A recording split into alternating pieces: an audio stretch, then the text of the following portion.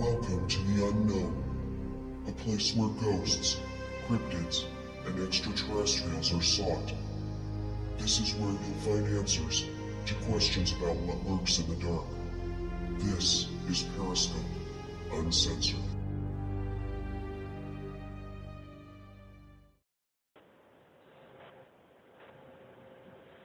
Well, good evening, everyone, and welcome to Periscope Uncensored, WBHM Digital Broadcasting out of Alabama. I'm your host, Clarissa Vasquez. Shotgun this evening is the man, the myth, the legend, Mr. Jax. How you doing, everybody?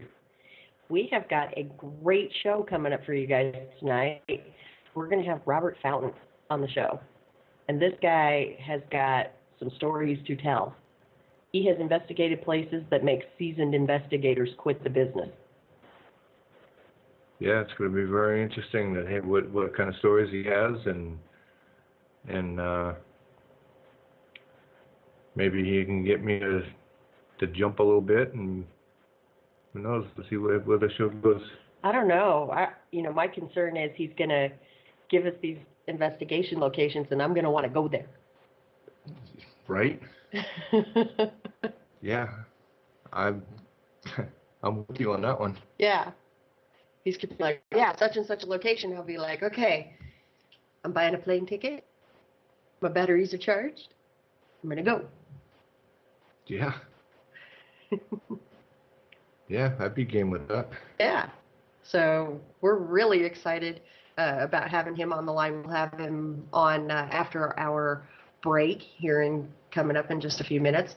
I want to send a shout out to everybody in the chat room who is joining us. And even though it only says me in the chat room, Jax is in the chat room too. He's incognito. Yes, I am. Yes, he's invisible. And the reason for that actually is because we're in the same room and we're only using one computer. So I'm logged in, but if you guys got a question for Jax, you can ask it and he'll answer. It'll say that I'm answering, but he'll answer. And of course, if you got a question for me or our guest, you can put those in the chat room. Also, to access the chat room, go to wbhm-db.com, where you can talk to like-minded and sometimes not so like-minded individuals about the topic of the evening. And if you're listening via one of the apps, we encourage you to come on over to wbhm-db.com, where you can still listen live and you can talk to everybody. And again, questions in the chat room are always welcome. And Kat just posted in the chat room, you're going to want to go there. Yes. Absolutely. I don't even know what these places are yet, and I want to go. I know. It's very, I'm intrigued. I can't wait to get the show started and get him on here. Yeah. Yeah, it's going to be a lot of fun. And I don't know if you remember, Jax, but we actually had Bob on Periscope several years ago, back before you were the co-host. I do remember that. And yeah, and so you already know he's a great guy, and yeah, he's got a lot of really cool stuff to say. We'll get him to talk about his website. He has got some amazing EVPs on his website. Really? Oh, yeah. Huh. Yeah, we'll get him to talk about his website where people can go to listen to those EVPs and stuff. And, every time I book Bob for the show, we were supposed to have him on Periscope a few weeks ago, but circumstances beyond our control, we had to reschedule him. Correct. So he's going to be with us tonight. But, every time I book him for an interview on Periscope, he goes, I'll be there unless I'm dead. Oh, no pun intended? Yeah, no pun intended. And so great guy, great sense of humor, and we're really looking forward to talking to Bob. So yes, Brenda, as soon as I have the links, I will post them here in the WBHM.com chat room. And so folks, if you miss them live, you can always come on over to our chat room and click on the links as soon as I post them. But we got to wait for Bob to get on the show and give us the links. I suppose I could go over to Facebook and pull them out of Facebook chat from like several weeks ago, but I've been traveling for a few days and I'm tired and lazy. I don't want to. Yeah. Yeah. No, it took, well, as you know, Jax, our listeners don't know, I'm over on the East Coast this weekend, which is how we are able to broadcast from the same location because we're in the same room. Yes. And Very exciting. I know it's been 6 months since we've seen each other, but we're broadcasting from the same room tonight, and it took me all day Tuesday to get from my house to Denver because of a rock slide, which shut down Interstate 70, and then a blizzard. And I ended up having to drive 90 miles north to where my sister lives and catch a Greyhound bus from the town where my sister lives over to Denver. And Greyhound takes forever. Correct. And it's uncomfortable. Mm-hmm. And, and I was already sleep deprived and stressed and like, and finally get to Denver. And then, and the weather in Denver was not pleasant. And the whole time in your head, you're saying to yourself, is it Thursday yet? I was. The whole time I was going, is it Thursday yet? But I knew it wasn't because if it was Thursday, I'd already be here. True. So, yeah. So Tuesday, I spent most of the day on a bus. And then yesterday, I spent most of the day on various airplanes getting from Denver to New England. But I'm here. Yay. And Brenda says she's jealous. It was 80 degrees there today. Girl, I will take 80 degrees over what I have had for the last couple of weeks anytime. I will take 80 degrees. Yeah, I mean, last week in Massachusetts, where I'm from,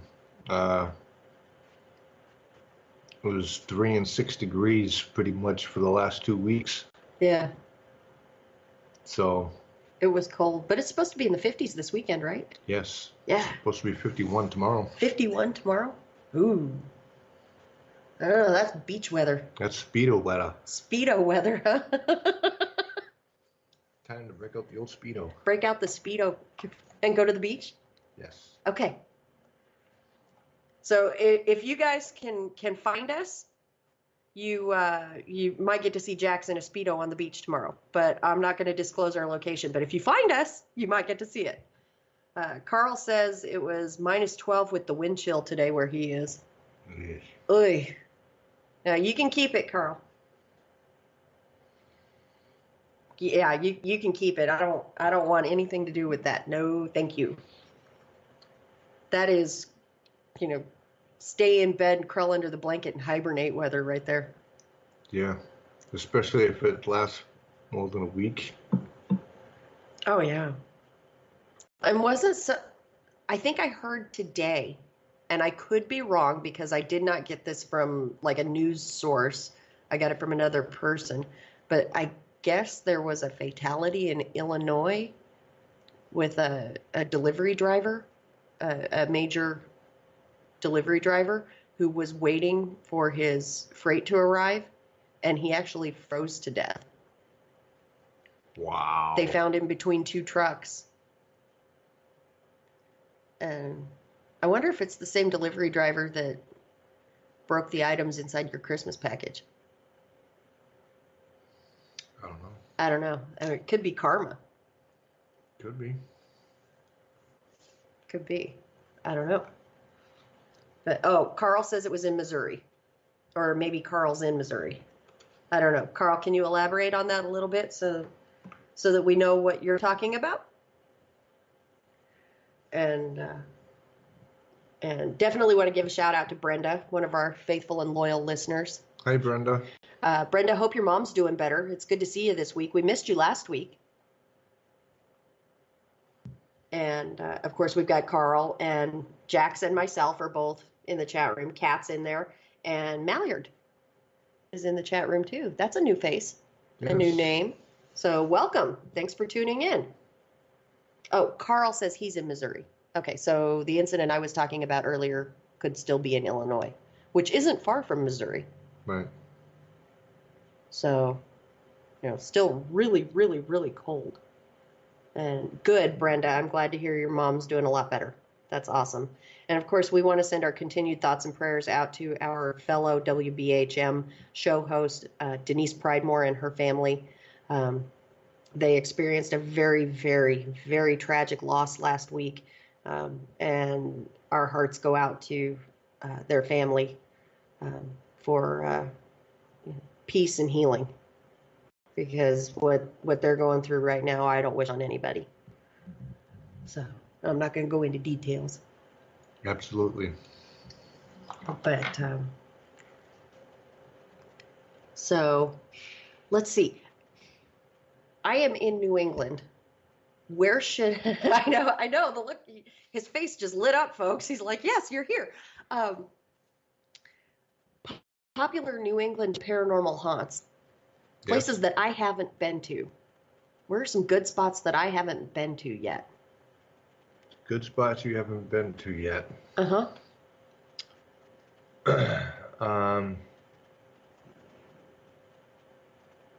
Fort Tabor, Fort Rodman. Okay, where are those? It's the same fort. It's Okay. in New Bedford. Oh, in New Bedford. Yeah. Okay. And what's the activity that happens there?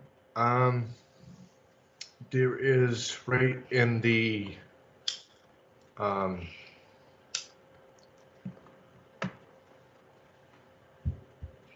forget what you call it, but right where they used to keep all the weapons and the In the armory?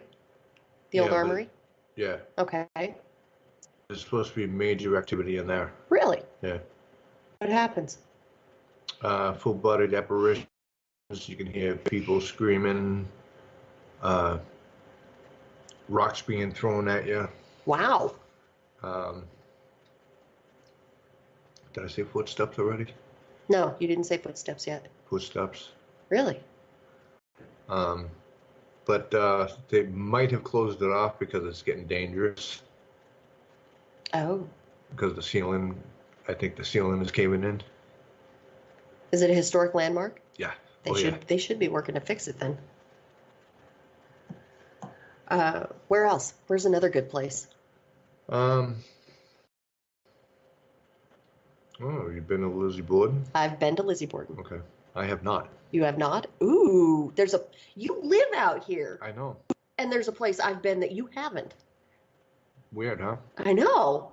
That's insane. Is that paranormal? I don't know if that's paranormal, but it's certainly weird.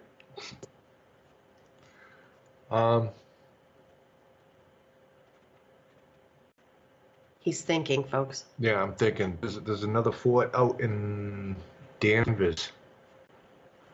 Danvers, Massachusetts? Yes. Okay. That's supposed to be majorly haunted. You know what? The one place I would like to get into, but I can't. There's no way anyone can get in. Is Lakeville State Hospital. Really? Lakeville, Massachusetts. Okay. Brenda says Lizzie would like you. I'm sure she would. Yeah, this Lakeville Hospital, you can hear, if you're standing outside, you can hear screams coming from the hospital. Wow. And you can't get near this place. There's a guard shack right there and everything. People breaking and entering all the time. So it's a vacant hospital then. It's It's a not vacant it's not an active. Okay. It's Do you think if I walked up to the guard shack and batted my eyes, they'd let me in? nope. No. Man, batting the eyes usually works. It's what got me into the zoo in Roger Williams Zoo a couple of years ago here in Rhode Island. Roger Williams Zoo. Yeah. Yeah. It was about 11 years ago. And it was my first trip ever to Rhode Island. And as you know, and most of our listeners know, when I travel, I send postcards. Except on this trip, I'm not sending postcards from this trip. But when I travel, I send postcards. And so I looked all over the state of Rhode Island for postcards, could not find any to save my life. Mm-hmm. And somebody suggested the zoo. And I didn't want to pay admission to the zoo. Just to get postcards? Just to go and get postcards, right? So I went around the side entrance and batted my eyes at the security guard and told him I just wanted to go to the gift shop. And he let me in. And so, of course, I was taking pictures of all the animals that I saw along the way between that gate and the gift shop. Wow. And I went and bought my postcards, and then I walked back. I was only gone 20, 30 minutes, and I walked back out the same gate, that he'd let me in, showed him my postcards and show him I was legit. But I still stopped and looked at the animals along the way. Right. And Carl suggests Martha's Vineyard. Is Martha's Vineyard haunted that you know of? I'm sure it is. There's probably lots of shipwrecks out there. Shipwrecks. That would be cool. Wouldn't it? Are any of the lighthouses out here haunted that you know of? Oh, yeah. Yeah? See, I haven't done a haunted lighthouse yet. Neither have I. Ooh. Maybe we could set something up with Seraphine Hurley. She's down there in Florida, right? She's in St. Augustine. Bingo. Maybe we could do the St. Augustine Lighthouse. Yeah, that would be fun. And Kat says all lighthouses are haunted pretty much. Why do you think that is? Why do you think lighthouses are so haunted? Probably because, water has a tendency of generating energy that spirit can feed off of, so pretty much they manifest off of that. Right. And it could be also that whatever that rock is that's granite or whatever infused into that rock could be generating it too. Could be amplifying the energy a little bit, yeah. Or like you mentioned earlier, shipwrecks. Mm-hmm. Could be a little geographic psychic trauma attached. Correct. Or maybe some, here's the hopeless romantic in me coming out, folks. Maybe some, lighthouse keeper, some woman, who spent all eternity waiting for her man at sea to come back. Maybe, she's still there at the lighthouse waiting for him. Who knows? Ooh, I want to go check out a lighthouse. Yeah, Brenda says the isolation, the shipwrecks. Mm-hmm. Those are really good reasons for a lighthouse to be haunted. We got time for one more location. What's another one that I haven't been to?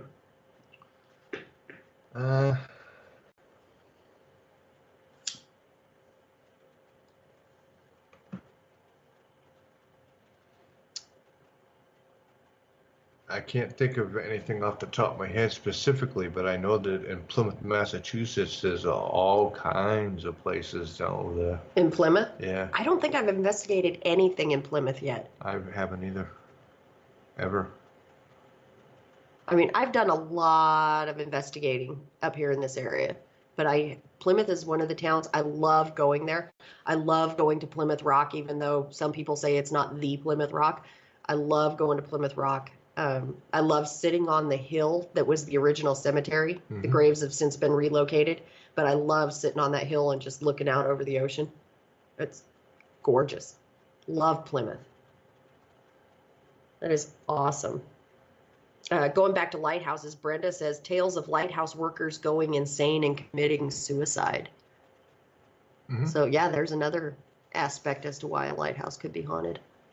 Yeah, going insane, being out there all by yourself. Yeah. For months and months, year after year. Yeah, that could be. You just freaking. Yeah. Excuse my language, but it's you just end up just losing it, and so bad that you're just in a dark place and you just end up committing suicide. Ugh, terrible. I can't imagine it. Yeah. But it's time for our first break of the evening. But when we come back, we're going to have Mr. Robert Fountain on the line with us. So stay tuned, folks. You're listening to Periscope Uncensored on WBHM Digital Broadcasting, and we'll be right back. 23 minutes past the hour here on Periscope Uncensored on WBHM Digital Broadcasting out of Alabama. I'm your host, Clarissa Vasquez, and riding here beside me is the fabulous... Hey, how you doing, everybody?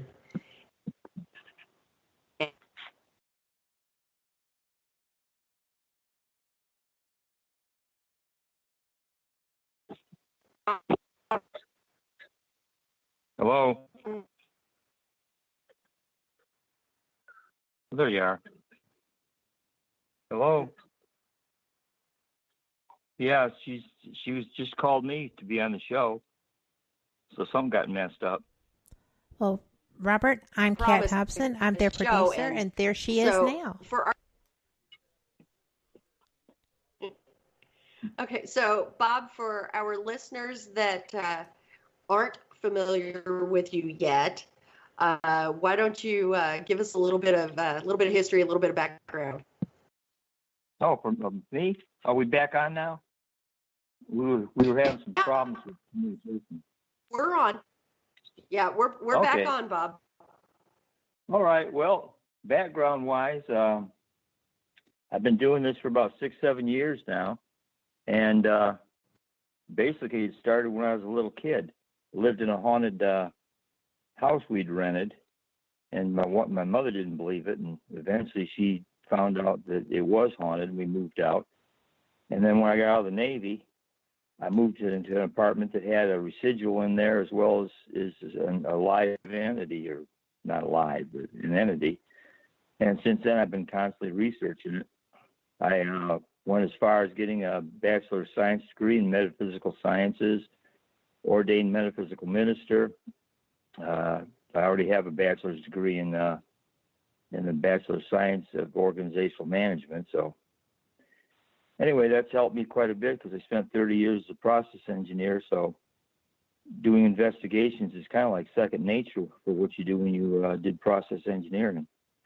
You look at the claims, you evaluate data, come up with answers and recommendations. So basically, that's it.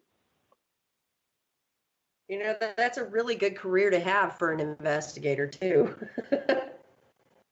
Except it drives you nuts when you got a bunch of team members that's never done that, and they can't understand the value of data analysis and writing up your results. So I'm the lucky one that gets to do it. Yeah, I feel your pain because I am in the same boat.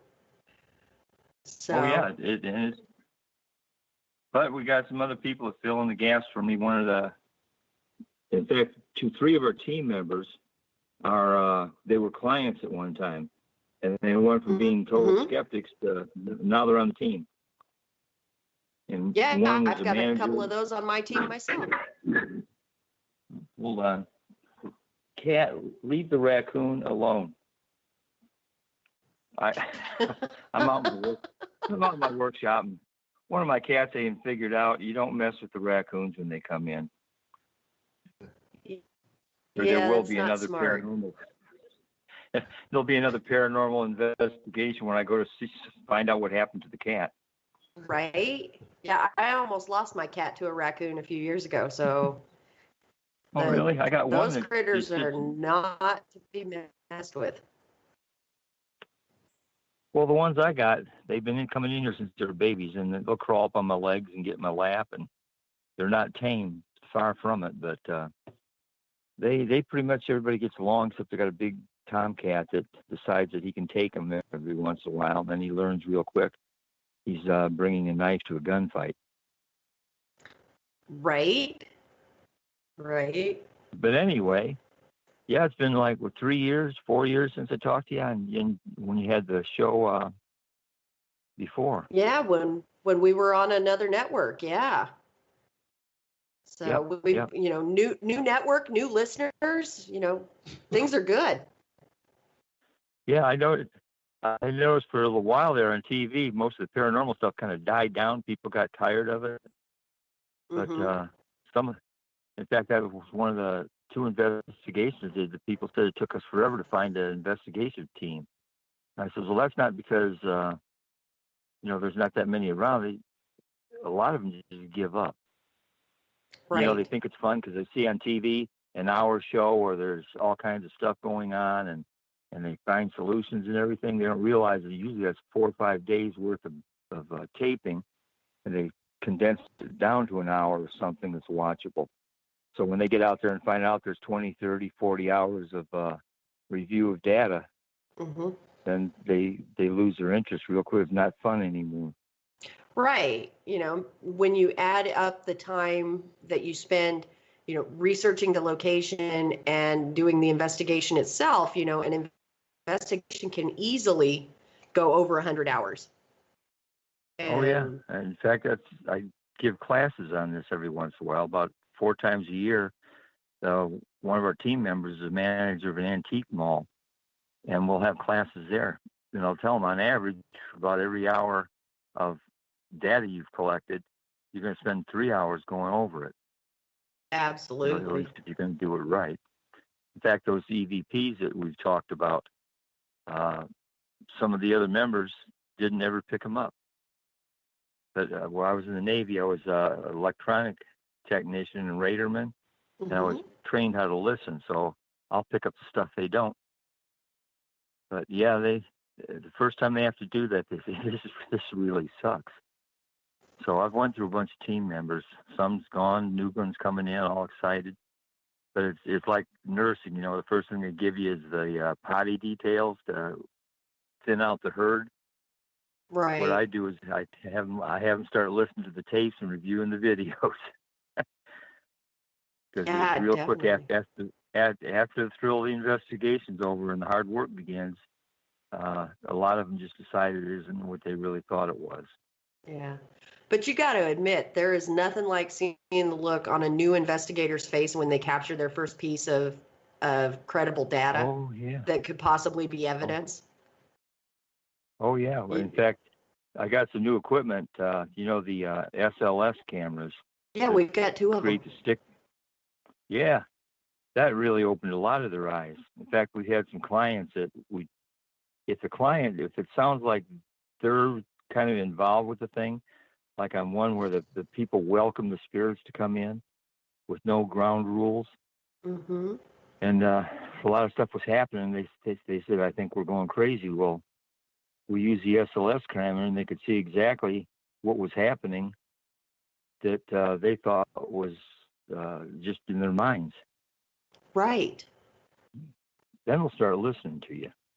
Yeah, basically what it was a beauty shop where this little girl would play with some imaginary friends between 2 hair drying units. The old-fashioned kind where you sit down and the thing goes over your head. And the little girl was playing with her imaginary friends, and the mother says she never does that. Well, they told us that was part of the things that they were wanting to find out about. Well, where these hair dryers was right by a circuit breaker box. We was within 3 feet of it, and our EM gear started lighting up. It was bleeding out EM radiation that much. And then we took the SLS camera and saw the 2 little stick figures jumping up and down the chairs, hopping from one to the other. And I says, that's probably what she's playing with. She's, she hasn't got all those filters in that we all get when we grow up. Right. And she could actually see these little playmates jumping around, and that's what she's playing with. Of course, that freaked out the owner, but... Now, is that one of the locations that you and I were talking about that is so haunted that it makes investigators quit the business? Nah, that would be Waverly Hill Sanatorium as far as that's the only place I ever got scared. I categorize some of my... Yeah, I was on that 3rd floor where they had that thing that's called the creeper. And some of the team members was down one of those long hallways doing an investigation at the far end. Well, EVP sessions kind of, to me, they're boring, first off. And second, I turn on my tape player as soon as I walk in somewhere. In fact, sometimes I turn it on before I get there, and I'll pick up stuff. So EVP session, to me, if they're going to contact you, they're going to get you right when you walk in the door. If they really want to talk with you or communicate with you. So I went walking by myself, which you're not supposed to do. But have you ever been to Waverly Hills? I have not, and it's on both mine and Jax's bucket list. It's like number one on our bucket lists. Yes, it is. Yeah. I wrote an article about that place, and there's so many of them out there. In fact, the title was "Yet Another Waverly Hills Sanatorium Article." But I went walking down this one long hallway, and I got close to the end, and all of a sudden I just stopped dead in my tracks because I was by myself. And Waverly Hills is like a football field length of those halls.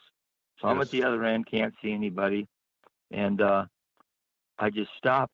And it was the feeling you get when somebody, like, if they were coming out and they were on the downstroke of a butcher knife and there's nothing you can do about it, and you're going to die. Just froze. And I'm not scared of too much anything. And the logical part of me is saying, well, this is stupid because there's nothing here. But I was just frozen still. And hair on the back of my alarm flank was going off. And so I walked out of there backwards for about 100 feet before I'd even turn around and go away. And I thought, well, that's, I heard the tales about the creeper, and what he does, he likes to sneak up on you and scare the crap out of you. So I went back and told the other team members, I said, I've been down that hall, and I don't really think you want to go there. Well, they decided they did. So they went walking back that way, and I walked with them about 10 feet behind them. They got close to the same spot where I was, and they all just stopped dead in their tracks. They said, we don't want to go any further. So it was there. I wish I would have had that SLS camera at the time. Yeah, but on our website, we got an evidence page on our website, which I don't know if you mentioned or not. I think you did. We haven't given the address out yet, but we have mentioned that there is one. Okay, well, on that, we got one picture of some of the few pictures we have where you can see a dark shadow figure. One of our team members is walking down a hall, and by the doorway towards the end of one of the halls there, you can see a shadow figure. I mean, it is pure black. So yeah, that place there, that was the only place that ever scared me. What floor was that you were on? The third floor. In fact, I got a number of EVPs from that place. For some reason or other, I get to pick them out. Well, I listen closer than other people do too, but we got a number of EVPs from there when we was walking in between the stairways, because they've got it. It's like a fine oil machinery for a big box paranormal place. It's one of those places you go if you get discouraged from going to the small businesses or people's houses or graveyards. You get kind of discouraged. I kind of liken it to what they do to rescue dogs. After not finding live bodies for so many times, they'll take them out and they have a staging area where they have a live human, so the dog can find something, and it revives their spirit so they don't get depressed. Right. That's kind of like what these places are. After you've been on 4 or 5 investigations, you got next to nothing. You start wondering, is it worth time and effort? Well, go to some place like Waverly Hills. You're going to get something. There's no doubt about it. I mean, it's not like you're discovering that there's something paranormal out there. You know darn well it is, but it kind of re-energizes you. Yeah. But yeah, we got several EVPs out there. One saying I'm dead, they killed me. Another said there was a nurse. We was walking between the stairs and we was making comments about how tragic that place felt, just the depressing air you feel.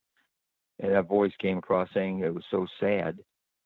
One of our investigators was talking about, don't come with me home tonight. And there's a voice that says, not tonight.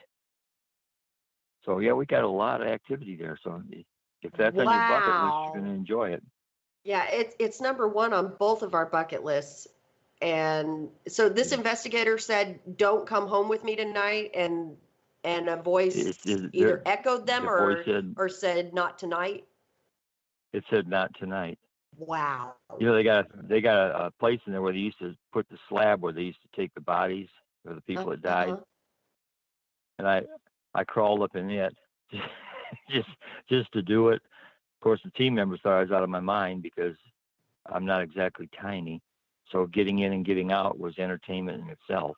But, is there video footage of this? No. No free entertainment from me. Darn it, Bob. What can I say? I'm getting old. I don't care anymore. Heck, I don't even go to the beach anymore because I'm afraid environmentalists are going to splash water on me and try to push me back in the ocean. I don't think that would happen, but no, that's really exciting. And we've got people talking in the chat room who are saying, that they've been to Waverly Hills and that it's really freaky. And we were actually going to go this year, but those plans fell through. Mm-hmm. So maybe we need to put it on the itinerary for next year. Yeah, there was a place here in Tennessee that was open for quite a while. It was Old South Pittsburgh Hospital. And you guys know Shad and Cheryl Wilson, right? Oh, yeah, I know Cheryl. Well, we were all going to go to that, and they put up upfront money, to reserve the place. We found out the woman that had been running it for years was doing it illegally because some of our team members had been there before. And like the day before we got there, we found out the FBI went in and locked the place up. It had black mold everywhere, and they were letting people stay overnight. What? So yeah, they could have killed some people if they had, respiratory problems. Yeah. So we never got to go to it. We're planning on going there because it's kind of like Waverly Hills. There's all kinds of activity. And now that Shad and Cheryl live over in that part of Tennessee, I was going to just meet up with them and go to that place and check it out. Plus, they like playing with all my toys. I got Boo Buddy is one of my favorites. Boo Buddy is one of your favorites? Yep. I actually find him to be obnoxious. Oh, well, yeah, especially if you have to listen to the tapes. Right. I got a tape that, one of those little wrist tape players, digital players. I just stick it around his foot and then walk off and stick him somewhere I don't have to listen to him because I don't want to be his friend. I don't want to count to 10. Right. But I get a lot of activity off that. We actually did. We worked in a case a few years ago where, when Boo Buddy says, "Can you finish this?" and it taps out, "Shave it a haircut." And twice that night, we actually got a knocking response to the shave and a haircut prompt from Boo Buddy. So it's not a completely useless thing, but man, I hate going over Boo Buddy audio. Well, yeah, because you got to wait 40 seconds for the next, because it's just every 40 seconds they ask a question. But what I've gotten a lot is when I'll stick it in some place where there might be a child spirit, the first thing that comes across is, "I like being tickled," or "Are you making it cold in here?" Right. So, I mean, it's registering something's interacting with it. And one of our people, when we went to this abandoned old house in Byhalia, Mississippi, she actually watched the fur on it get moved, like somebody took their finger and ran across his belly. And when that was happening, and when she was watching the fur moving, it was saying, "I like being tickled." But we know there's a little girl spirit in that place. In fact, Karen Frazier, which I'm sure you know. Oh, yeah, I know Karen. I called her once because what I'd gotten on the tapes, I've been to this place about 4 or 5 times. It's a friend who, he won't go in the place because even though he inherited it, every time he walks in, he gets slapped or scratched. So he's terrified of it, and he's just letting it rot. It's a building that was built during the Civil War, and he's just letting it fall apart because he won't have anything to do with it. Wow. But we went in there, and it's actually time for our next break. But we're going to finish that story when we come back from break. So stay tuned, folks. You're listening to Periscope Uncensored on WBHM Digital Broadcasting, and we'll be right back. 45 minutes past the hour here on Periscope Uncensored on WBHM Digital Broadcasting out of Alabama. I'm your host, Clarissa Vasquez. And of course, my partner in crime is the wonderful Mr. Jax. How you doing, everybody? And guys, we have got a great guest on the line tonight. If you're just tuning in, we've got Bob Fountain talking about some of his experiences in the paranormal field. You know, this guy's been doing it longer than I have, and that's saying something. But he has got some stories to tell. Yeah, some really incredible stories. Now, Bob, before we went to the break, you were talking about what were we talking about? Now, we covered a couple of things while we were on break. What were we talking about before the break? I don't remember now. Sign of getting old. You know, I know. I always used to say there's nothing more pathetic than three old people trying to remember somebody's name. But anyway, it was Byhalia. Byhalia, yes. Yeah, Byhalia, Mississippi is a little small town. It's about an hour and a half south of Memphis. But this house, it was built in the 1800s, I think around 1870. And there's a 1.5 acre pond behind the place. But what we found out was we heard stories about a little girl drowned in the pond back in 1880.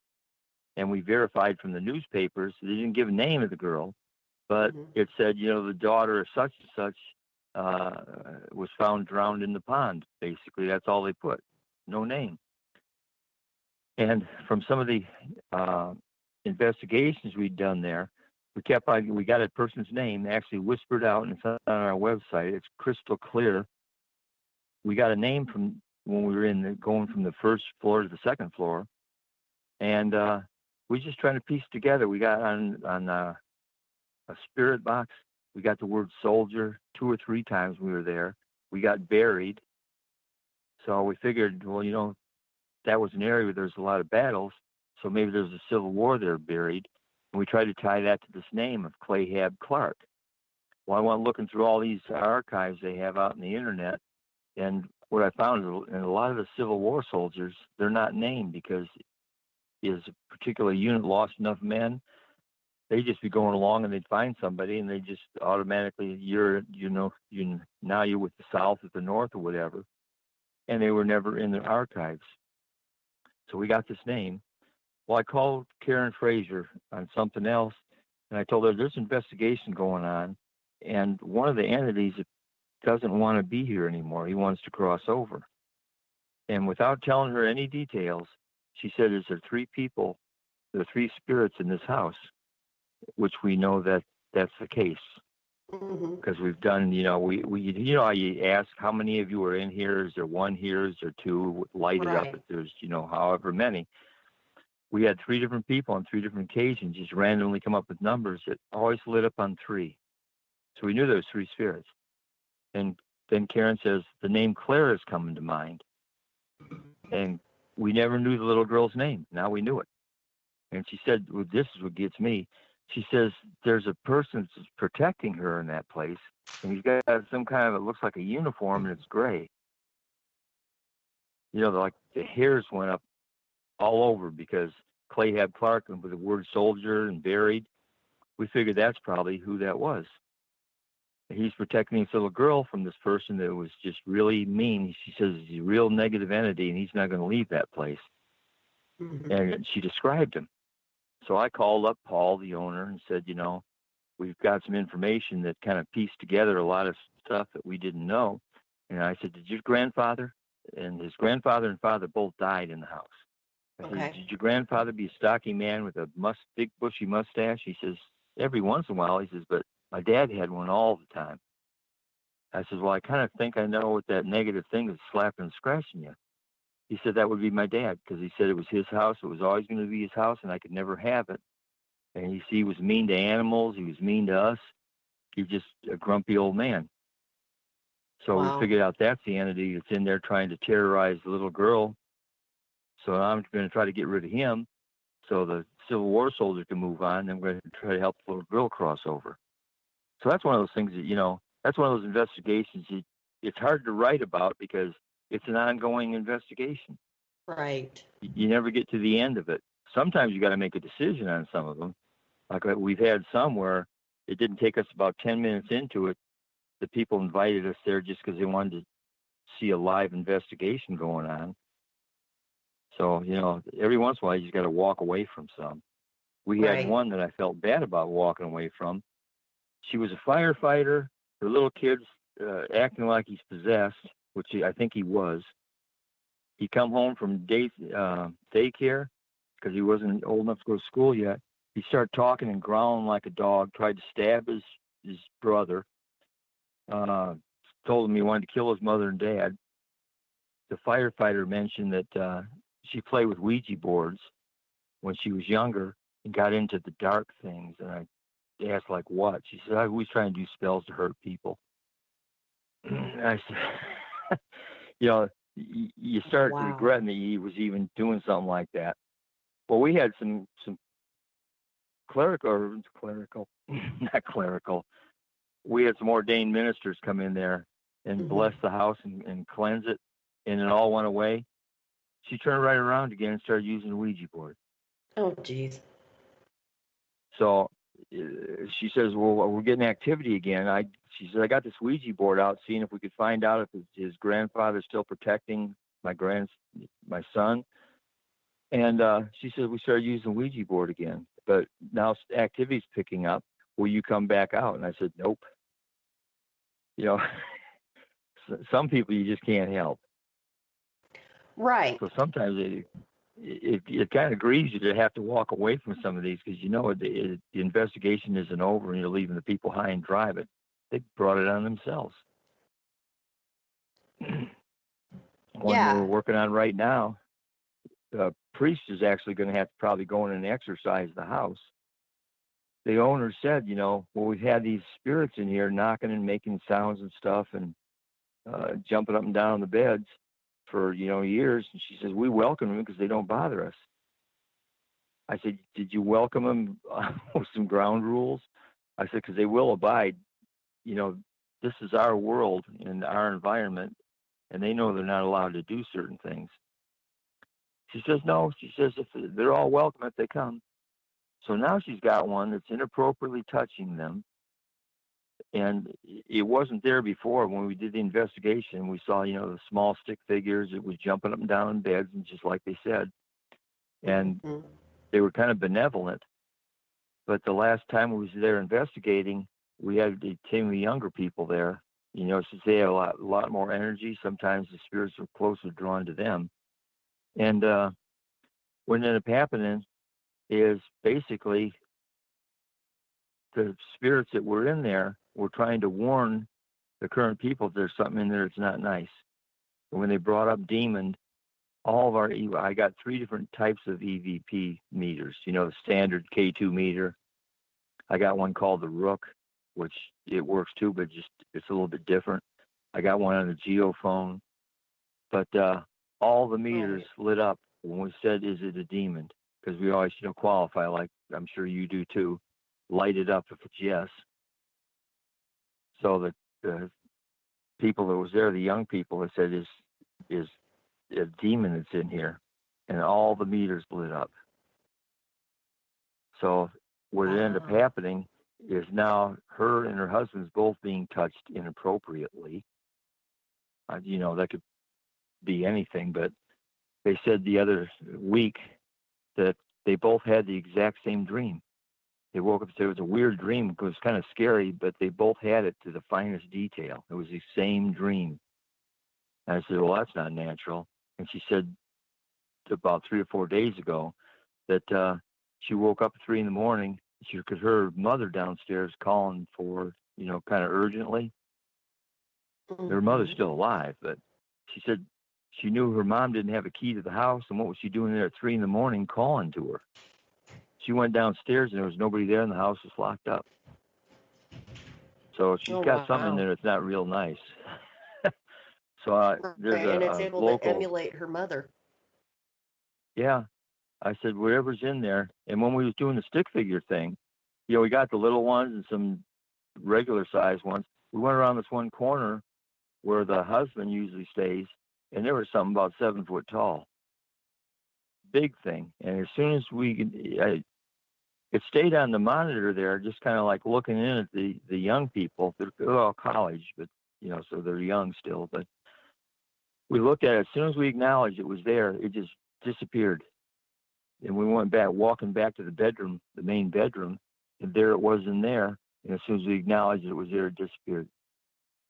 So there's something bad in the house. It's probably because they welcomed him. That the priest is supposed to sometime this week go in there and try to get rid of it. I was going to try to do it with sage, and I got sea salt and all that. But like one of my medium friends said, if you try to get rid of something negative, it's going to try to figure out your weaknesses and stop you from doing it. Well, I got some medical problems that are heart related, so I don't really need to be sitting there ticking off some spirit. The next thing I know, my pulse is up at 200 and I fall over with a stroke. So can't do that anymore. Yeah, we had a place like that. We had when I was involved with disaster preparedness, I'm a certified instructor for that and for mass casualty decon and all that. That was one of my other things I've done. We had a school that was built in 1930, and it had been abandoned for like 25, 30 years. It was falling apart pretty much, but the small town let us have a school for 10 years for $1 as long as we tried to improve on it and develop it so it would be a community center. Well, I spent the night in there once by myself. Yeah, it was really nice. It was one of these old type schools. It was like a 16-room schoolhouse, first grade to high school, senior, so K through 12. Okay. And it was like 2 lengths of rooms, hallways, and an auditorium right in the middle that joined the two, so it's U-shaped. Okay. Well, the very first time I walked in there, I could sense there was something in there walking right behind us.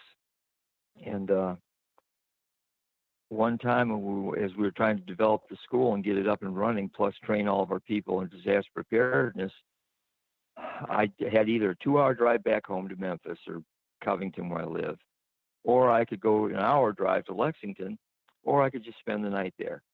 Nobody else wanted to spend the night there because they knew something strange was going on.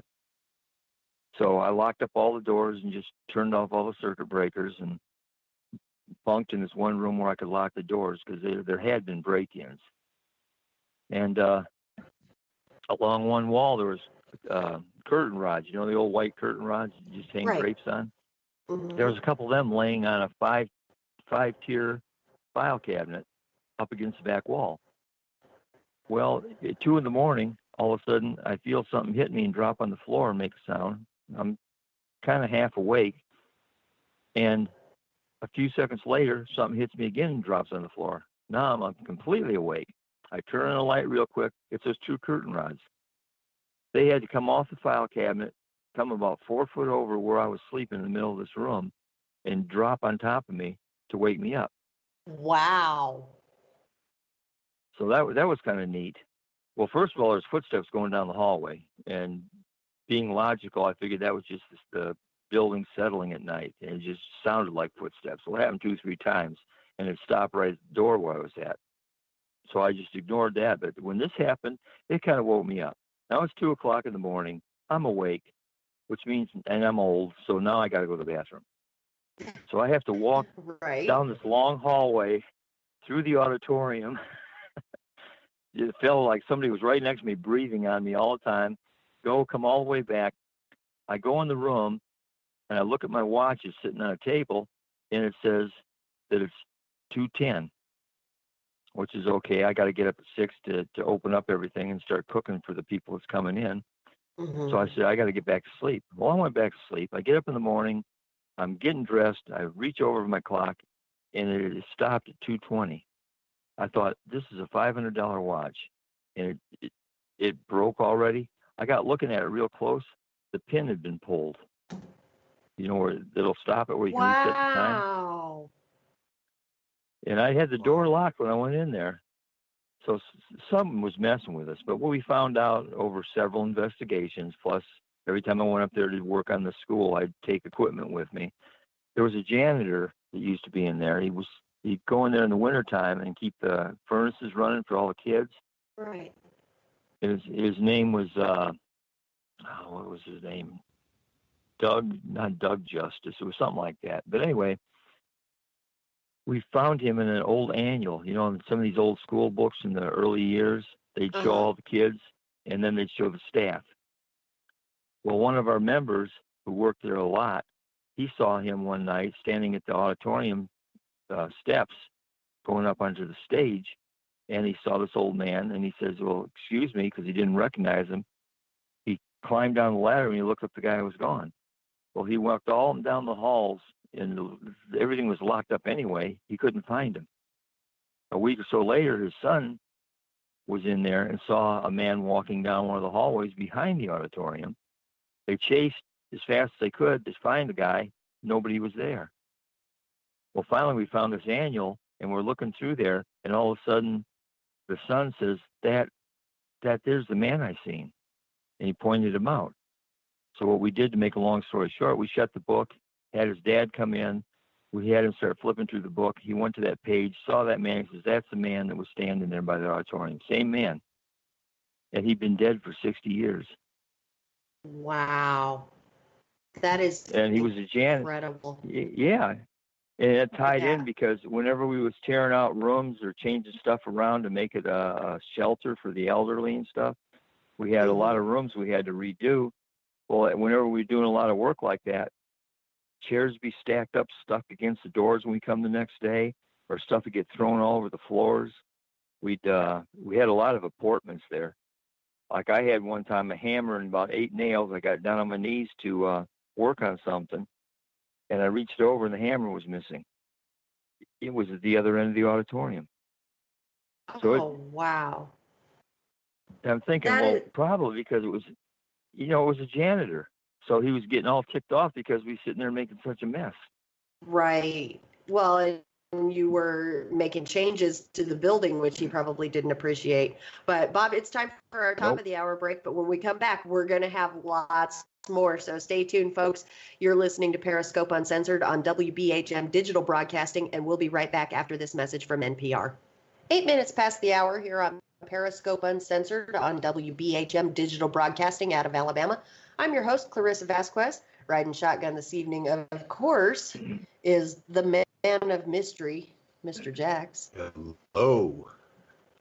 So we are having a great time tonight with Bob Fountain, talking about, some of his experiences. And, I did post the link to his website in the WBHM.com chat room. So people that are in chat can go to his website, check out, some of these places that he's investigated, listen to some of the EVPs. And I know, Jax, you had a question for him. Talking about his investigation team. Yeah. How do you find all your new investigators? Some of them were clients.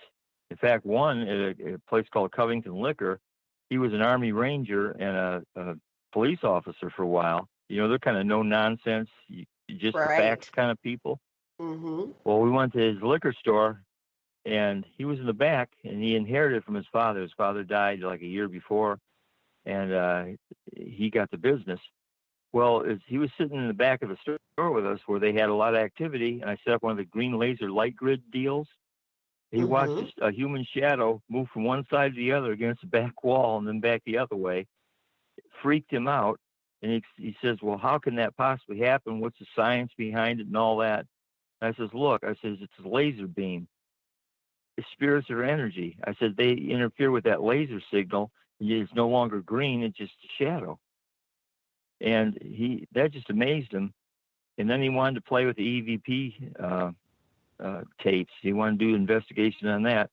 And he had a K2 meter. I told him how to ask questions properly. Well, anyway, he's asked questions. We did a evaluation later on. I brought back. I said, here's something that you might find interesting. There was a voice on there saying, can you hear me? And it was after he was trying to talk to his dad, saying, Dad, are you here? He got, can you hear me? That's not one of the things that got posted because it was highly personal for him, and he really didn't want that out there. But he said, that's my dad's voice. I said, well, sometimes you're going to hear what you want to hear. You got to be careful about that. So I let his wife come in and listen to it, and she says that's his dad's voice. And then their son was in there. He said that's his grandfather's voice. So 3 people verified the voice was his dad. He got all teary-eyed. He says, "You don't know what this means to me." He says, "My dad's okay." So, the minister part of me came out. And I said, "Well, you go to church all the time. I know you guys are churchgoers." I said, "They constantly tell you the soul's eternal. It lives on forever." I said, "All I do is provide a little bit of proof that that's true. And you guys are amazed." I said, "What did you think they were doing? Lying to you?" Well, anyway, he got real interested. And 2 days after we did the investigation, he comes in. There's a bottle that was on a top shelf laying on the cement floor, not broken. We did another investigation there. And what happened is he was standing by the counter. That same bottle came off the top shelf, came at like a 30-degree angle out to hit him in the back of the head and drop to the floor. And his brother was also a skeptic. His brother actually saw it come off the shelf and come down at an angle to hit him in the back of the head. His brother won't go in the store anymore, but Scott decided to become a member of the team. But all of our team members, I got them listed out there on our website, who they are. We have a police constable, former Army Ranger. We have a highway patrolman. So we got a wide variety of members. So we get different view. It's not like we're all in group. Right. Each one brings a different viewpoint of what's going on. Yeah. Oh, by the way, on that website, I'm right there with you.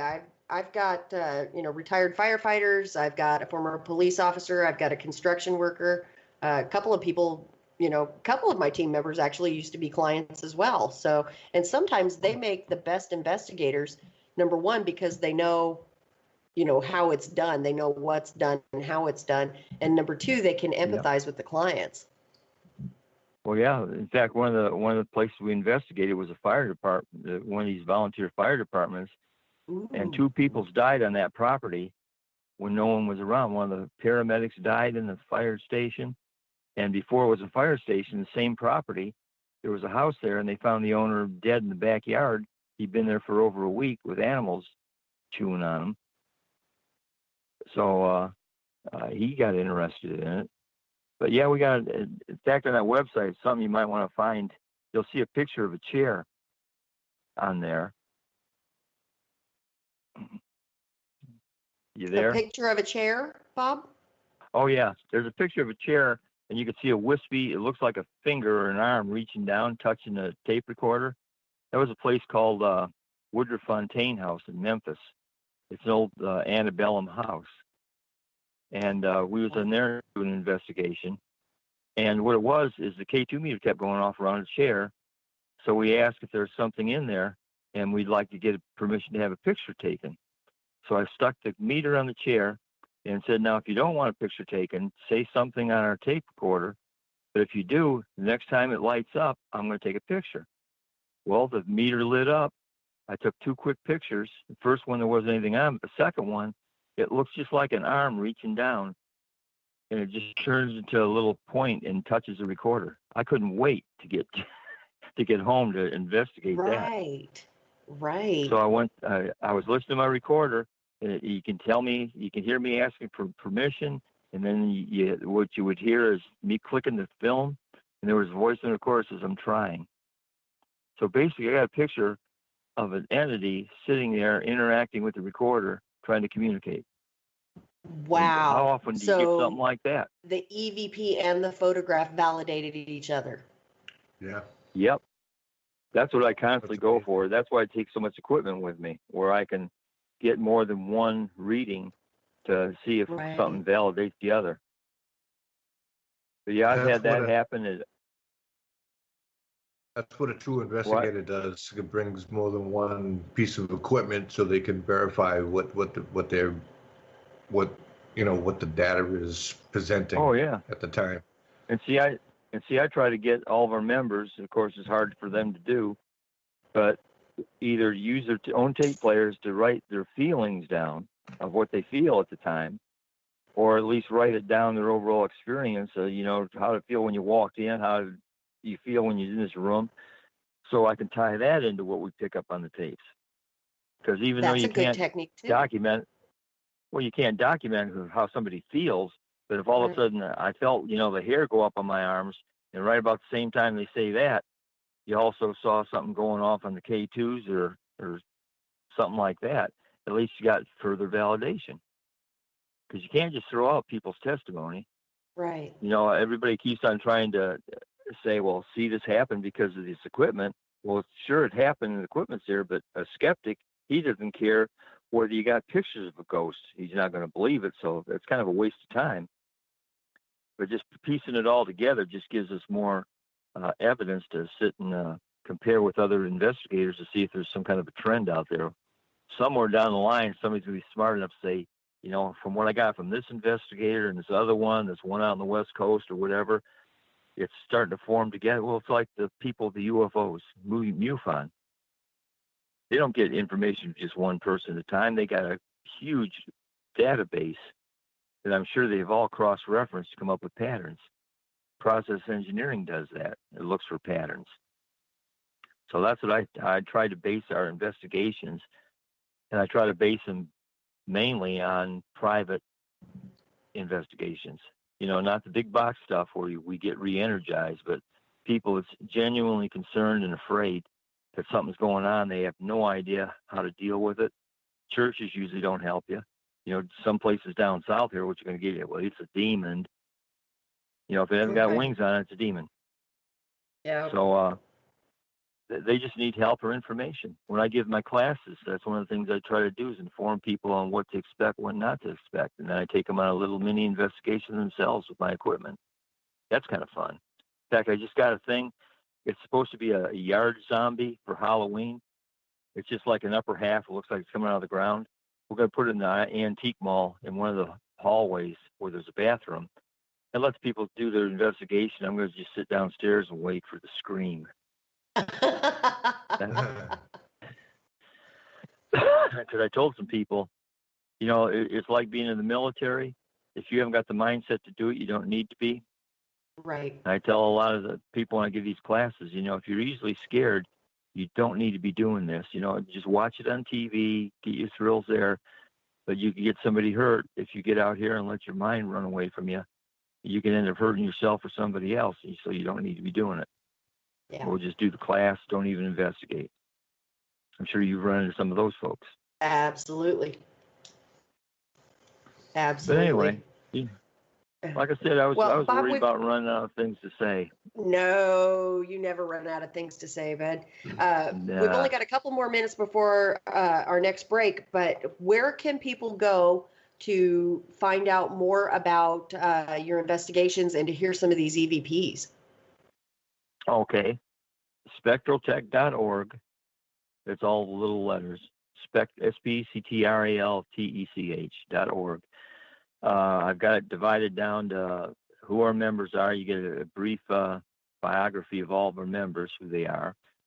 We've got a tab on an evidence page. That's where all the EVPs are and some of those pictures. We got a published article page, and I was surprised I've written that many for Paranormal Underground. I got like 20 articles sitting out there. I got them broken down by years, but you can go out there and they're all PDF files, so you can actually download it if you want. But it lists all the different places we investigate and all the details. Now, I tried to make most of the articles pretty much in story form. When I give something to the client, I write it up more like a process engineer would. Here we came in, here's what we picked up, here's the evidence. Just spread it out. We use this recorder at this point in time. But when I write for the magazine, I write, basically like it's a story. Right. And, that's what people are looking for when they're reading a magazine. Yeah. So, So, folks, I encourage you to go to spectraltech.org and check some of this stuff out. I don't recommend trying to listen to the EVPs, though, until after the show. Yeah, probably not. They got the good ones. And in fact, one of them, it's that evil person in that place in Byhalia, Mississippi. I was climbing a ladder, one of these pull-down ladders. And a real deep, evil-sounding voice says, Wraith. Wow. I thought, Wraith? What the... And, that's Scottish for spirit or ghost. I was like, what the heck's it trying to do, scare me? I'm 71 years old. I don't scare easy. I'm probably getting too old to do these investigations. Nah, you're never too old. But Bob, on that note, it is time for our next break. But when we come back, we're going to have our final segment with Bob Fountain. So stay tuned, folks. You're listening to Periscope Uncensored on WBHM Digital Broadcasting, and we'll be right back. Son of a... Hey, son. Mother... Son, what are you doing? Hey, Mom. I'm getting ready to listen to Periscope Uncensored. By expanding your vocabulary. Well, it is uncensored. Son, the uncensored part of Periscope Uncensored is Jax and I getting down to brass tacks with all aspects of the paranormal. There's no fluff on our show. So, no off-color commentary? I didn't say that. Awesome! Son? I just hit my head. Oh boy, I'll go get you an ice pack. Catch Periscope Uncensored Thursday nights at 9 p.m. Eastern, only on WBHM Digital Broadcasting. Or are we live again? Okay. 23 minutes past the hour here on Periscope Uncensored on WBHM Digital Broadcasting out of Alabama. I'm your host, Clarissa Vasquez. Riding shotgun, as always, is the famous... How you doing, everybody? I'm giving him a hard time tonight, folks. We kind of lost track of time on break. It's like, oops, we're back. Because we have such a good time talking to Bob. Yeah, time flies by quick. Yeah. Thank goodness we stopped swearing about 5 minutes before we went back on air, huh? Right? Yeah. Just kidding. The FCC would not be happy with us if they heard some of the things that are said during break. I remember what happened. I remember what happened to Johnny Fever on WKRP. Yeah. That's probably before your time. Remember you said Bivers got thrown off the air? I remember WKRP. Yeah. I do. Jax is laughing at me because I just said I remember it. But no, I do. I really do. Yeah, I do. I remember Amos and Andy, so it gives you an idea how old I am. Yeah, I remember when the Honeymooners was new. Now, I actually enjoyed watching Honeymooners reruns. So do I. Yeah. To the moon, Alice. Yep. So anyway, ask me whatever you want. I could tell you about what Karen said once. She didn't think it was a dream. Way back when I was real little, before I even went to school. It was an alien encounter. Which kind of got me involved with it too. But I was a little kid. We had my stepfather, apparently he was a player. So he stuck me and my mom out in a place 50 miles from the nearest city. So he was out like in some little farmhouse out in the middle of nowhere. And one night I woke up thirsty. So I went in the kitchen, and up north in a lot of the old houses, in fact, probably everywhere like that, they had coat rooms where when you came in from outside, because it was so cold, you take off your coat and stuff and your boots, and then you come into the main part of the house. Well, this little coat room had a big window in it, glass window, so you could see in. And anyway, I got up in the middle of the night and went to get a drink of water, and I had to slide a chair over because I wasn't tall enough to reach the sink. Slid a chair over to the counter, got up there, put the water in the well thing, and started pumping to get water. I'm actually that old where I lived in places that had no inside plumbing. But pumped that, I was getting a glass of water. I heard something in the coat room. All of a sudden, I look over, and all I could see, and this is, I have this dream all the time. All I could see was a big gray head and some black slanted eyes. And I dropped the glass and try to get off the chair, and the door swings open, and that's the last I can remember. Never went past that part of it. It just, and even to this day, I'll still have that dream every once in a while. And it never changes, every last detail. In fact, I told my mother that once. I told her that night after that happened, and she said I was crazy. But I told her later on that I was wearing a pair of little pajamas that kids wear that's got like, where it bunches up around their ankles and wrists. And it was a white pair of pajamas with sailboats and fire trucks on it. And she said, that shows you right there. It's not real. You never had those. When my mother died, I was looking through some pictures that she had of me. And one of them's got me in my little white pajamas with the fire trucks and sailboats on it. So Karen Fraser did one of those dream analysis things. She said, all the stuff you give me, the symbolism, she says, I don't think it's a dream, it's a memory, which kind of freaked me out. Because you know who Bud Hopkins was? Yeah. Yes. You know, one of the UFO investigators? Yeah. Yes. Well, I've been to dinner with him. Leah Haley, she'd written several books on it. I've been to dinner with her and a guy named Jacobs. What the heck's his first name? Dr. Jacobs. Anyway, he's a university professor that does a lot of regression and stuff. Okay. I was with him one night going to dinner, and he says, you know, we can do a regression, and you can find out what happens after the door opens. I'm thinking, why the heck would I? At 70 years old, why the heck would I want to remember what happened when I was like 6 years old, Right. and have that to haunt me for the whatever times I got left? So some things you just need to be left alone, and that's one of them. But maybe now, that see, was I what would kicked me try to off find on. out. I don't want to know. I Okay. just don't. It's kind of weird that happened because I've seen stuff when I was in the Navy. I mean, I saw it up close and personal to where I got sunburn on my face, and that's when I knew the government knew more than what they said. Right. Because I spent more time researching UFOs than I ever did the paranormal. When I was in the Navy, I was a radarman, so we were above decks, and I'm watching the radar, something zipping across the sky, and it does a 90-degree turn at high speed. And it did it a couple of times, so I adjusted the pulse with the radar to make sure that, it wasn't just where a cold front and a warm front were hitting, creating an anomaly. Mm-hmm. We asked to look out, and he says, oh, my God, they're real. Well, the three of us that's in the radar room, we're looking at each other. We hit the door to go out onto the decks to see what's going on, and the thing was over the top of one of the other ships. It was the size of a house, and it just zipped from one ship to the other, right above them, moving back and forth. And we watched two planes come off the carrier, two jets. As soon as they left the carrier, that thing went up in the sky to be a dot in the sky. It looked about the size of a star in about 5 seconds, and then it was long gone.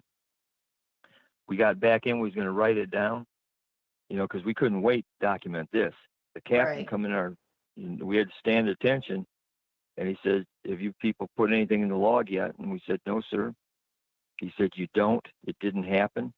He says, you don't mention it. He says, if I hear a word of it, he says, you're going to prison.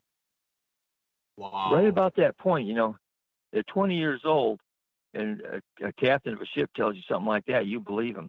So we just kept our mouths shut all these years. On a ship, the captain's word is God anyway. Oh, yeah. Oh, yeah. But, I saw it on radar. And when we went out and got over our ship, the three of us that went out there, the next morning, some of our faces were red like we'd been out in the sun. So, when something like that happens to you, and there's stuff out there that you can't explain, that I guess that just kind of lights that internal desire to find out what's going on that we don't know. Right. That's why I went into that metaphysical studies, because it basically, that's what it's looking at, all the stuff we don't know. We just kind of go through in a fog, pay our bills, make some money, have a good time. But when it gets to stuff like the paranormal or UFOs or cryptids, we just, most people just don't want to know about it because it messes with their reality. Sometimes you just don't want to think about stuff that makes my life more complicated. Crap, it's complicated enough. Yeah. So anyway, what else you guys want to know? Well, I was just going to comment real quick on what you were saying. A lot of people are firm believers that ignorance is bliss. And, that right there kind of proves it. Yeah, my first marriage proved that too. Never mind. Long story. I don't think that's a topic for the show tonight, Bob. No, there you go. I've forgiven her anyway. What the heck? I got a tattoo of a dragon on my arm. I tell everybody that was a picture of my wife, but I didn't put her name on there. My wife says, "Well, I'm glad of that." I says, "Yeah, I saved it for you." But anyway. Oh.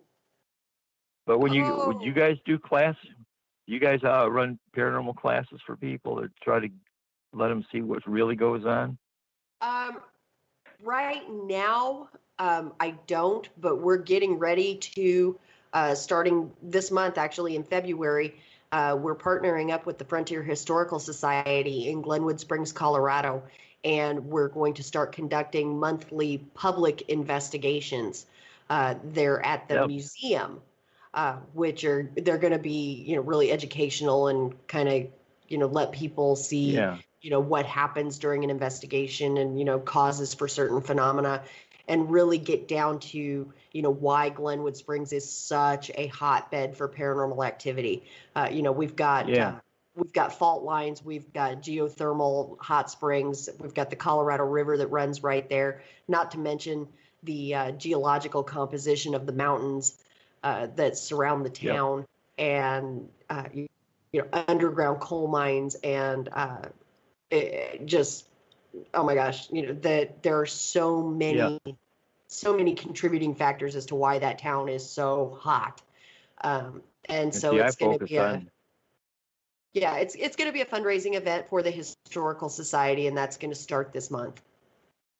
Yeah, that's what happened at that Crossroads investigation we did.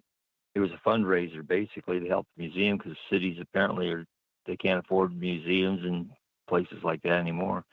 But yeah, a lot of what I usually do is I start out with why they want to do it, and I'll tell them real quick, if you're just doing it for the entertainment value, that's all fine and well, but you still need to know other things. Then I go into all the legal aspects. I've got like 3 or 4 forms that we have, and I'll explain, you just can't write because I says I'm a writer, so I'll write what we've experienced here. But you got to be careful what you're writing and what the client wants you to write. I said, we've had one case that another investigator told me that happened to them. They wrote about the person, gave the person's name and where they worked and everything. The guy lost his job, and his kids was getting bullied in school. Yeah, no, that's insane. Because the father was the owner was like a fundamentalist, whatever. Right. And he didn't like the fact that father was involved with that and investigators and that, so he fired him. So yeah, I said, you got to be careful about what you write. I'm the last article I wrote about this beauty shop, and they haven't published it yet, but I didn't even tell the town it was in. I got to that point. She said, you can write anything you want. I don't care at all, as long as you don't use my name, the name of my business, or what town I'm in. Yeah. So it makes it a little difficult. But I write about that. I write about, you need to look about liabilities. Mm-hmm. It's saying, a lot of people don't want you to investigate because whatever it is you're going to is so decrepit, they're afraid you're going to hurt yourself. Mm-hmm. So I make them sign a thing saying, all of our team members have to sign something we give to the owner saying, if we knock ourselves down a flight of stairs because we're working in the dark, it's not your fault. Yes. But if you don't tell us that this floor is ready to cave in and we fall in it, then we got an issue. Right. So we have them sign that. We let them see what to expect ahead of time. So we say, here's what it really looks like. It's not like on TV. It's a little bit like what's on TV. In fact, that's what you get a lot of investigations from. Mm-hmm. Somebody will say, this is going on in our house. And then they get a 6-pack, invite 6 of their buddies over, and they want you to do your investigation. Those are you walk away from. But yeah, we go through that, and I let all the people try the equipment, and we do a little mini tour of an antique mall, because there's always stuff going on in there. If somebody brings in a new piece of furniture or something, and all of a sudden stuff starts getting knocked off shelves, and they hear strange sounds and stuff. So we let them go up there and do investigations, and there's a permanent spirit in the place, so they get a kick out of it, and then they always ask how much it is, and we say we don't charge anything. It's just trying to pass on the knowledge. I said, one of the problems about anybody charges you money, I can guarantee they're going to find something, and they're going to have a need to come back to charge you some more. I says, most of us are are dedicated to finding out what's going on. We might not ever come up with a total solution, but we're out there trying to find what we can do to help people alleviate their fears. And you don't charge for something like that. Of course, you better have a lot of money stashed away because it's not cheap for what we do. Heck, that SLS camera alone, that wasn't no cheapie. No. You say you guys got 2 of them? Yeah, we've got 2 on my team. Yeah. Actually, we've got 3. We've got 2 of the Kinect version and 1 X cam. Yep. Yeah, that's what I got to Kinect. The only problem I run into with that thing is trying to save the stuff. It saves it somewhere. I just ain't figured out where yet. If you look, I'll figure that. If when you start recording, there's a place where you can actually, it tells you where the location is. If you memorize where that location is, go right to that location, and then all your videos will be right there. Okay, that kills it for me because you said the magic word, memorize it. Dude, I'm 71. Okay, I can't remember what day it is. Write it down, Bob. Yeah, write it down or read it into your audio recorder so that you can go and look at it later. Yeah. Well, yeah, you should tape player and say, okay, here it is. Yeah, because I had a hard time trying to find it on mine, and I actually found it, so it's all good. Yeah, because a couple of those, I was going to try to save a couple of those clips on my website, and I just, for the life of me, I couldn't find them, and then all of a sudden it said memories cleared, so I hit the wrong button somewhere and wiped them out. Oh, no. That's not the first time I heard that. It was at this place where I told you that evil entity and the priest has got to go. There was a spirit actually laying on the bed, and when it laid on the bed, the geophone lit up, which means it detected movement. So we put that up, and we saw something laying there, and we said, could you move your left leg? And the left leg on the stick figure moved, which freaked me out, because you got to interpret that stick figure like you do anything else on there. But when it actually does something to the commands, and then when I tried to stick a K2 meter by it, the thing just scooted over the other side of the bed altogether. And the recording's gone. Wow. Because that would have been a great one to have. Yeah, that would have been really cool. I'll figure out how to fix it and make it work. And one of my favorite sayings is, I only look stupid.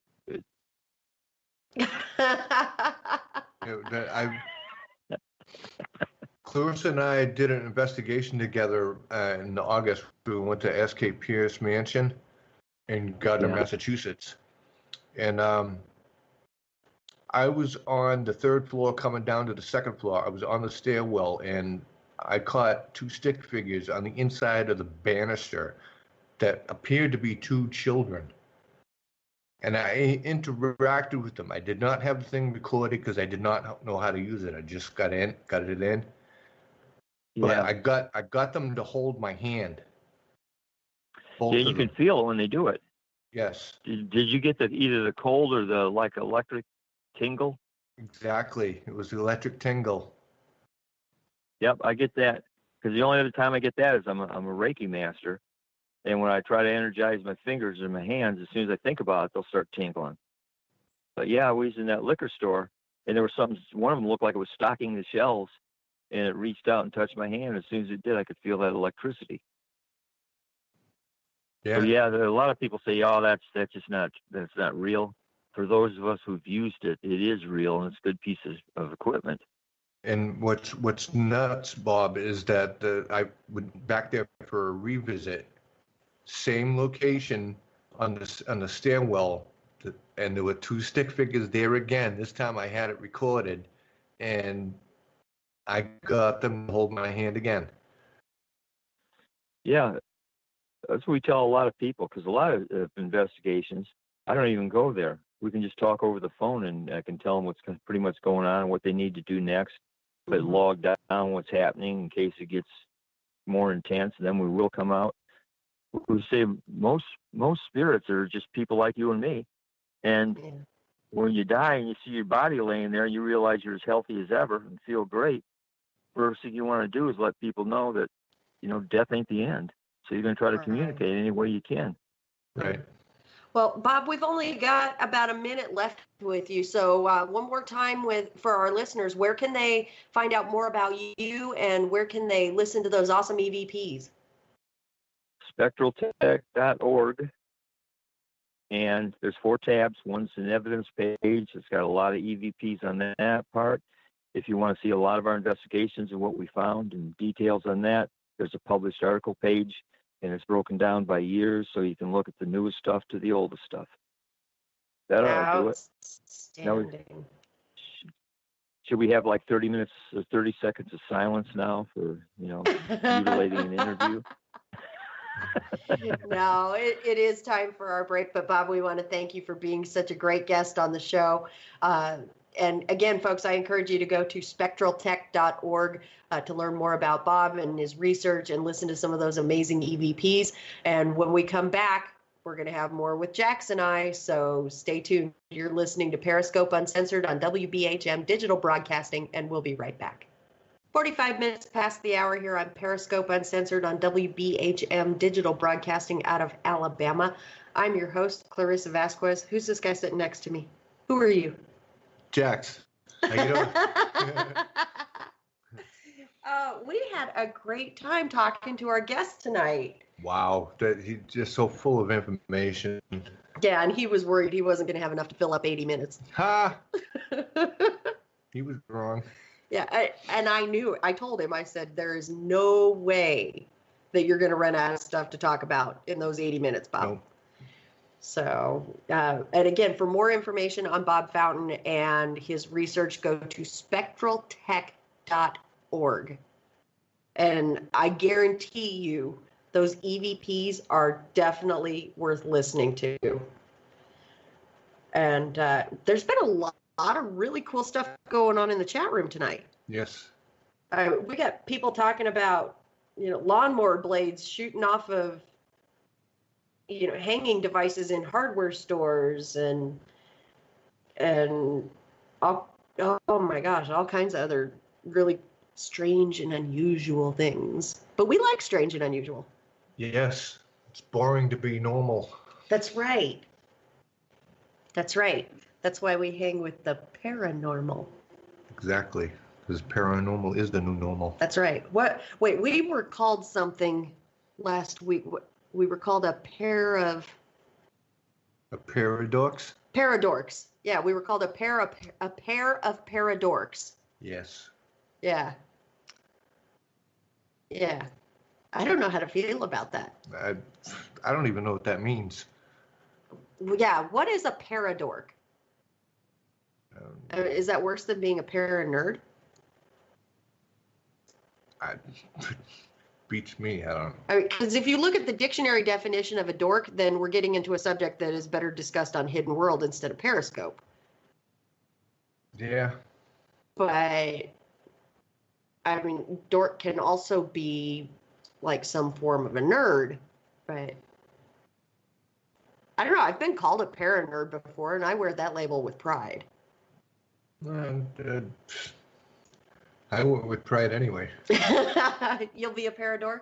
I'll be a paradork, para-nerd. Don't matter to me.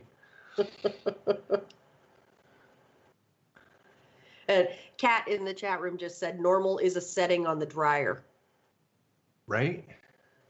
And I don't know if you saw it. I posted on the CCPI Facebook page a few days ago about a certain type of paranormal phenomena that I haven't been able to debunk. And it's when you put 2 socks in the dryer and only one comes out. Yes, I saw that. Yeah. Why does that happen? I don't know.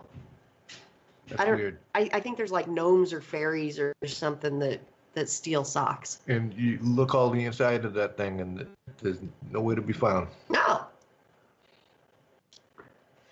There's not like, pieces of socks in the lint trap or no ransom note either. What would you pay for a ransom for a lost sock? It depends on the sock. Huh. I've got some nice socks. Well, if it was Donny Osmond's purple sock. I don't care about Donny Osmond or his socks. but I've got some nice socks. Okay. And, you know, depends on the sock. You know, but if it's like my, you know, regular everyday Walmart socks, you know, be like, no, keep it. I'll just, you know, spend $8 and get 10 more pairs. Well, you know, where I'm from, the Boston area, of course, I'm a Red Sox fan, so. So if it's a red sock that's missing from the dryer, you would be upset? Yes. Okay. I just had to throw that in. Okay. That's all right. Vern says Sam and John were called dorks by Quentin. Not sure. Oh, Pulp Fiction defined dork. Okay, got it. Yeah, Seraphine blames the underpants gnomes. I was going to go there, but I didn't want to get all South Park on the show tonight, Sarah.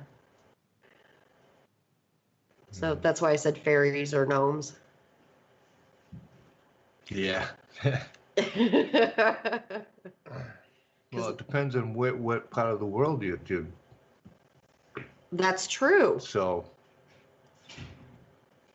That's true because, you know, up here in the New England area, it could be puckwudgies. Correct.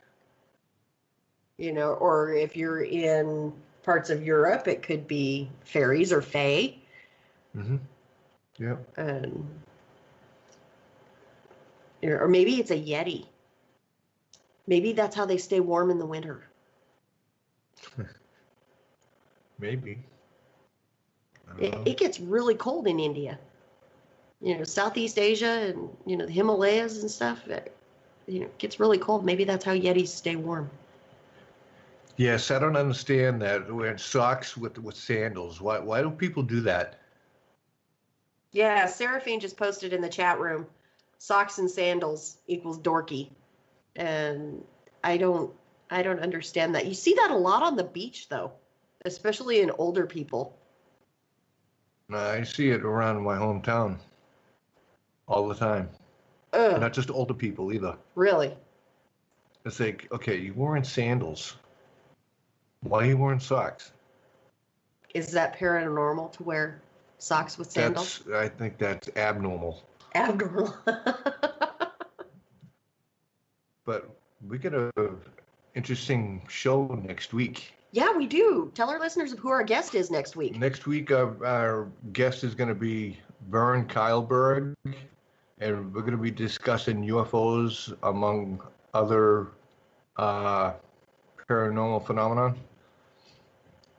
So it's going to be very interesting. He goes out and does out into the field, and he captures stuff on his cameras. So we're going to have a fun time discussing what he's been catching and what he's been experiencing out in his neck of the woods. And some of that stuff you've actually experienced personally, haven't you? I have. Because you've been out in the field with Vern. Yes. Last July we went out there and it's like, let's go for a ride. So me, our friend, mutual friend Alex, and some other guy. Yeah. Who we won't name on the air. He's on my list. We went out to the. It's almost. It looks like kind of like a desert, and there's like, you know, hilltops and mountains. It's not, you know, huge mountains, but it's big enough, you know, pretty big. Mm-hmm. And just lights galore, like all over the place. He's like, look straight up. I looked straight up, and there was a triangle right above us, and it was rotating ever so slightly, but it was rotating. Was the triangle like? Was it like 3 lights that made a triangle, yes. or okay? Oh, Brenda says you're a ghost hunting god. Thank you. I'll take it. What am I, chopped liver? No, you're the ghost hunting goddess. Oh, I'm the ghost hunting goddess. Okay. I know I've been called a literary goddess before, but I haven't been called a ghost hunting goddess before. So that's new for me. Yeah, I got another title. Oh, and I've been called the goddess of Mexican libations. I've also been called that. Really? Yeah, because of that one night on Hidden World when Chris and the producer of the show that night baited me into drinking tequila on the air. Okay. Yeah, you remember that show. You were listening. And plead the fifth. I probably should. But it's all kind of public record. But I swear Kat's asking how big that triangle was. It was hard to tell because it was pretty high up. But it was not anything that I know of. It was no constellation that I'm aware of. Constellations don't rotate. No, they don't. Where you can see them anyway. And not only that, there's no constellation that's in a form of a triangle either. So, yeah, that's really cool. Seraphine says I'm a multi-goddess. I agree with that. Okay. Okay. I'm a multi-goddess. Okay. Cool. Well, And I'm just a one god. you're a ghost hunting god. Yeah. I'm sure there's other areas where you're godlike. You know, as long as they don't get on the stairs, I'm all set. Yeah, as long as you're, well, either one of us. Yeah, well, yeah, well, yeah. Yeah. Ha ha ha. Ha, ha, ha, ha, ha. I get it. Yeah. Yeah. You know, we both took tumbles down the stairs. Within the last 6 months, we've both tumbled down the stairs. And his story is better, but my bruise wins the prize. Yeah. Yeah, that some other guy, Jax, or I know, right? But you. We're reading the chat feed here. Yeah. Strange fate is a strange thing, Jax. That's what Vern is saying. I think that's what he's getting at. Yeah. I'll agree with that. Mm-hmm. I'll agree with that. And coming up on Hidden World next week, I have no clue. Yeah, because you weren't there last night, huh? I wasn't there last night, so I don't know who we have coming up next week. Chris hasn't told me. Ah. Come on, Chris. Tell her. Yeah, I don't know, but it's going to be good. For those of you that listen to Hidden World, you know, if you like things a little risque, if you like things a little off color, you know, Hidden World, Paranormal Talk Radio, that's where you want to be. Tuesday nights, 9 p.m. Eastern here on WBHM Digital Broadcasting. And, oh, yeah, Bob found the chat room. Yay! Hey! Welcome to back to the show, Bob. And, guys, I really encourage you, go over to spectraltech.org and check out the website. Look at the pictures, listen to the EVP. And, decide for yourself. There may be some things on there that you're like, maybe, maybe not. But there's going to be other stuff on there that you're going to go, whoa, that's compelling. So check it out. And people here in the chat room are already booking the website, or bookmarking the website. Yay. So, I think Bob has new fans. I think so. How cool is that?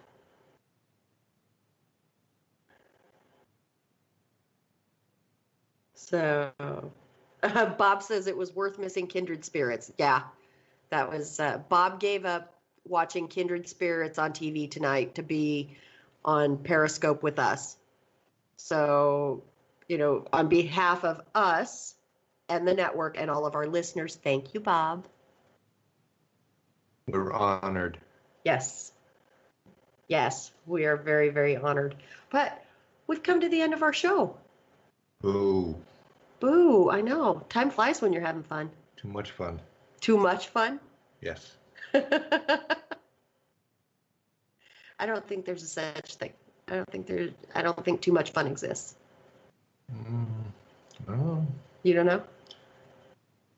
Having too much of a good time, and the time just flies by. Oh, that's true too. That's when you got to sit there and take the batteries out of the clock. Yes, take the batteries out of the clock and make time stop. Yes. Yes. So, I don't know. I guess we're going to be looking for clocks to take batteries out of after the show, aren't we? Yep. Yep. So, but we've reached the end of our show. We want to thank everybody for tuning in, and be sure to listen to all of the great programming you can find here on WBHM Digital Broadcasting. So, for Jax, Chris, Kat, the WBHM family of hosts, and myself, have a great night, everyone, and may all of your ghosts be friendly. Stay spooky, everybody.